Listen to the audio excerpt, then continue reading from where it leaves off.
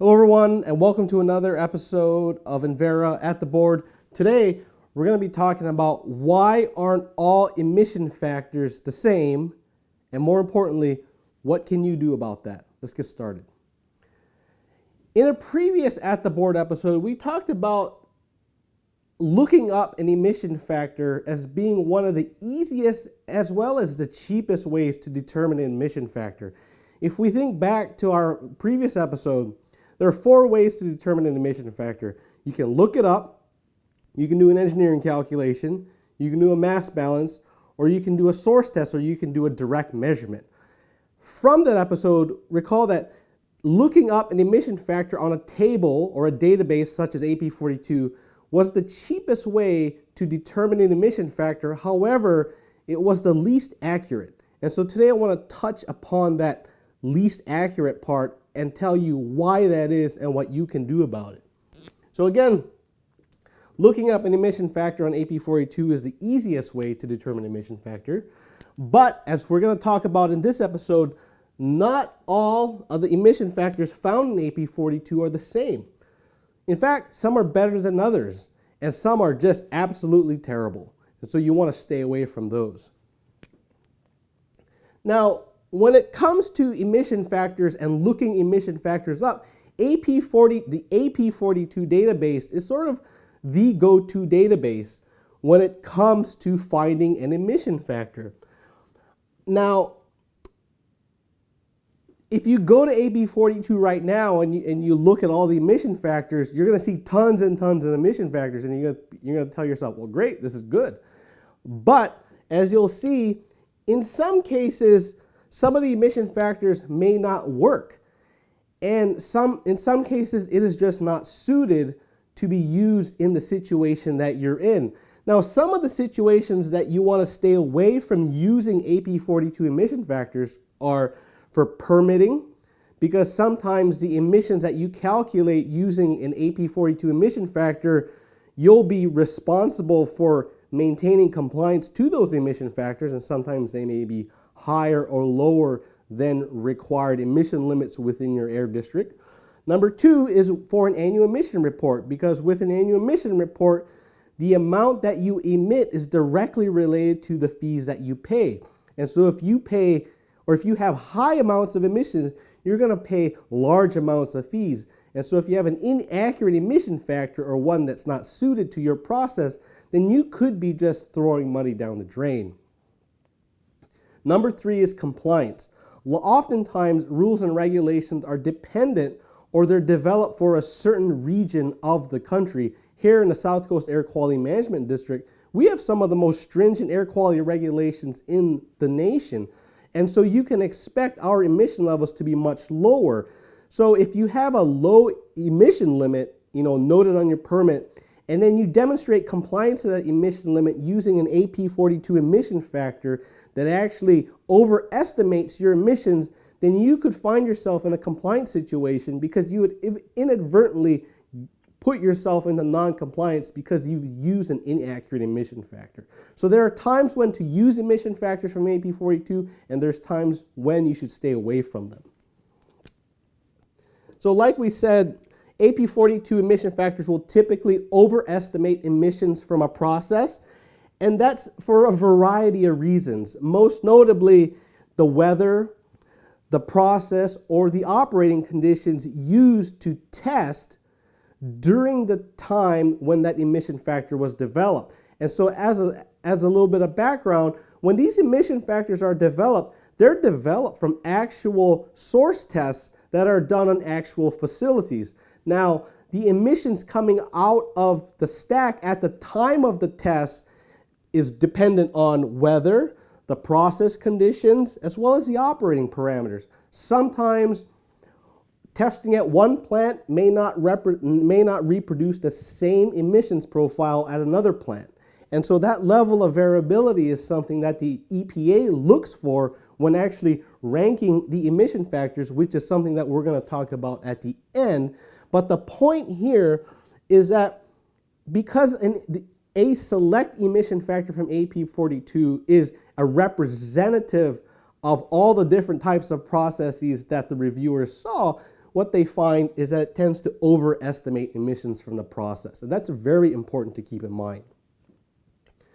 Now, because of this variability, and then knowing that in some cases some emission factors are better than others, the EPA actually ranks the emission factors to sort of help you out when selecting an emission factors.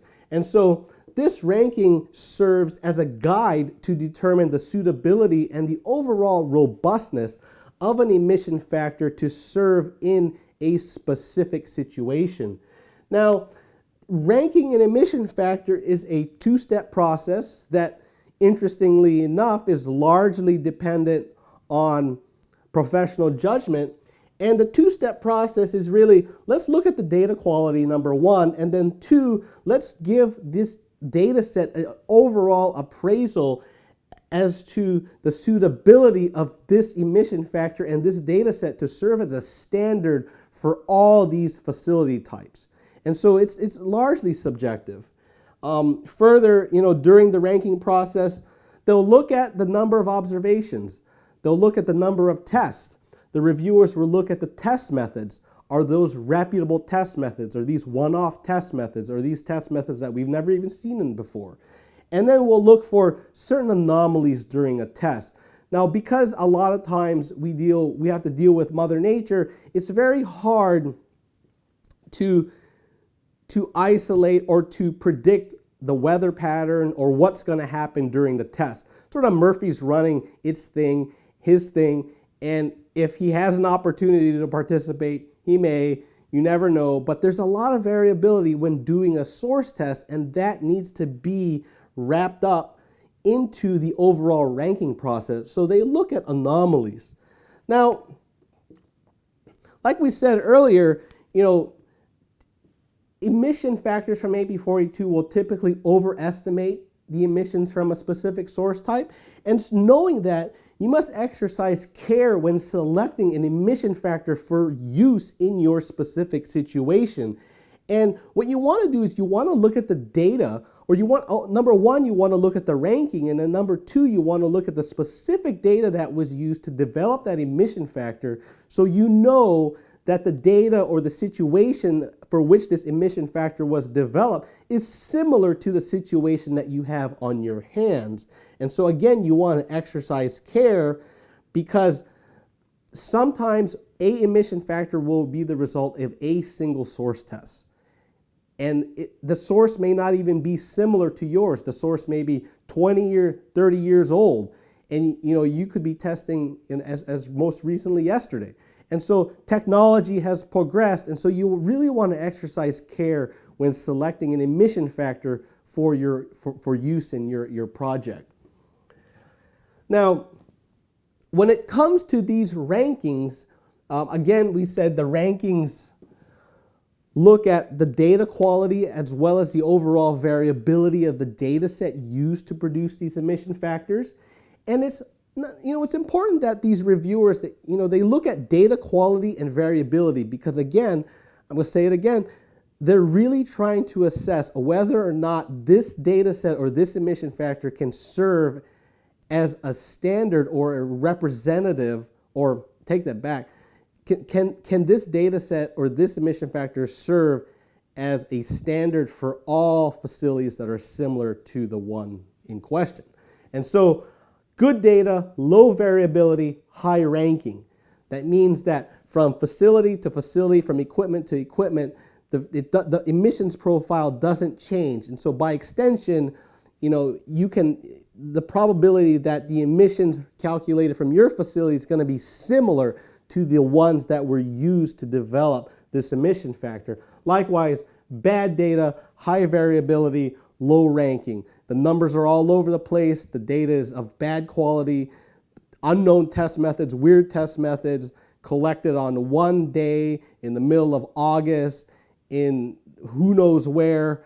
You have bad data, high variability, you're going to have a low ranking. And so let's go through the 5 rankings here that you can get, that you will see when you open up AP42 and you pick an emission factor. And so first, you can have excellent, A. That means that the data used to produce that emission factor was good and robust, and then more importantly has low variability. That means that it's a good example of a random facility or a random piece of equipment out there, and if we sample that one piece of equipment, the emissions from that equipment are going to be somewhat similar to the situation used to develop that emission factor. So again, good data, low variability, you have A, excellent.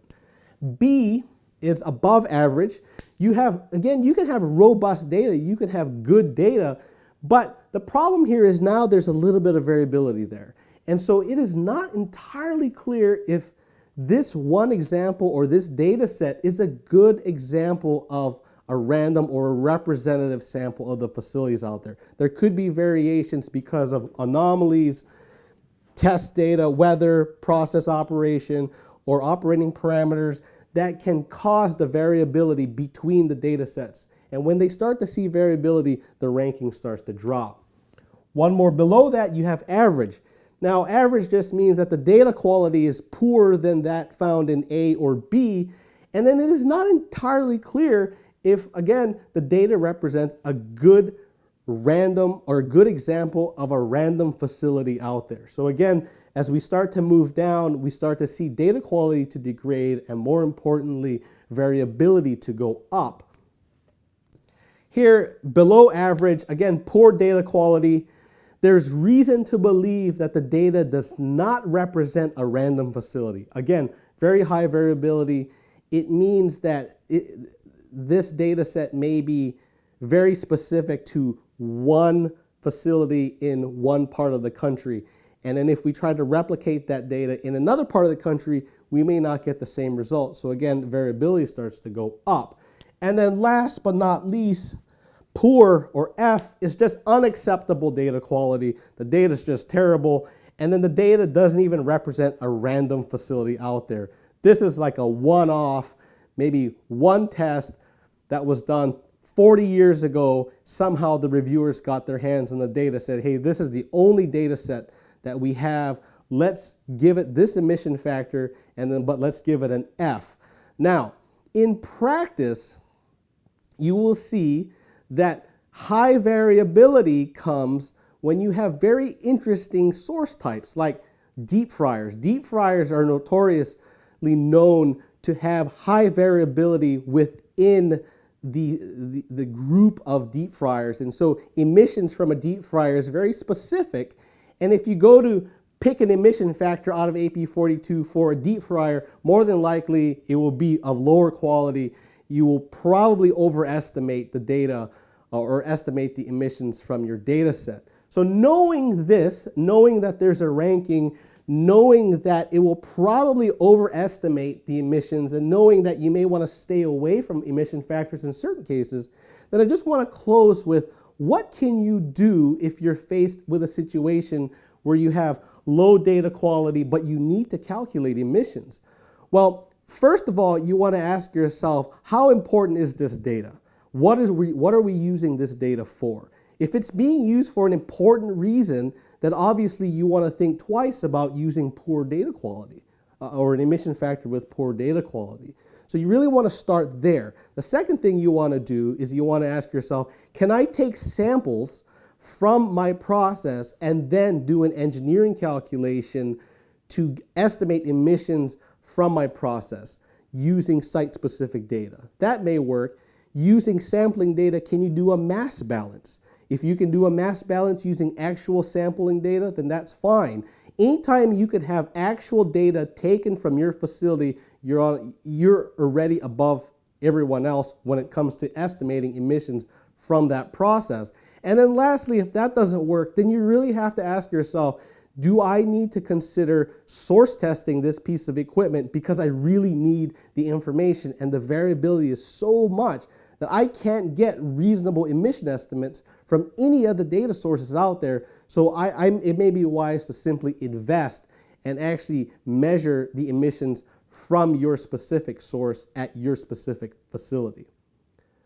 So there you have it. Some of the reasons why not all the emission factors are the same, and then what you can do about it. Hopefully this has helped you shed some light onto this data set that most people will go to when determining or estimating emissions, and that is AP 42. It is a great resource, but you need to exercise a little bit of caution when using the AP 42 database, because you could get yourself into trouble because you don't know the rankings or you don't know what went into developing the emission factor. So until then, I'll talk to you soon.